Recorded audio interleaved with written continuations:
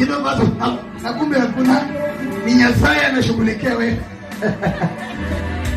Chunguzani wa vita vingine ukipigana. Je, ni mapepo ama mimi ndio pepo? Wanyita, unanipenda? Wakati mwingine unachoma mapepo. Pendwa, kuna watu wanajua kuchoma mapepo bwana. Akiingia tu chike tangu watu na maisha yake ibadilike. Jichunguze vizuri kwanza, wewe uko vizuri na ule mzee. Halo, jichunguze kama uko vizuri na ule mzee. Maana huwezi kuwa uko na roho ya kutotii na usema kwamba uko vizuri na ule mzee.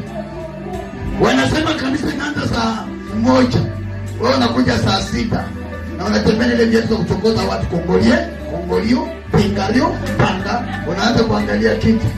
Ni kama uliachile mtu akupangusia kiti. Alafu bado ukimali ukishakaa, wakifika masaa mtumishi ameshika hii anaeleza maombi, wewe unaanza kuchoma kwa jina la wewe. Ile jina alifanyangi kazi kwa kila kinywa. Mapepo vijana walikuwa 7 wanaenda kutoa mapepo, wanaita wana wa Askeva, wakasema kwa jina la Yesu na kwa upako wa Paulo. Mapepo kawaambia ati mwetagati nini akina nani? Wakamwambia Nyasaye Yesu tunamtambua, Paulo tunamchua, nyinyi mmetoka wapi? Kwa nini wanauliza hivyo?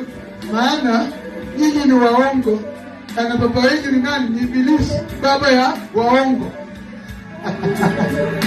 Sasa anapoangalia naona huyu nani, huyu mtu wa uongo huyu ndiye anasema anatumia ile China kutupiga sisi, na yeye ni mmoja wetu. Haingetumota mtiji. Chukua imani uweke kwa matendo. Bwana asifiwe. Ukisema ni kuacha dhambi, wacha dhambi. Sio unafanya dhambi alafu unatafuta mstari ya kukutia moyo. Unasema hata mwenye haki ataanguka mara 7. Wewe.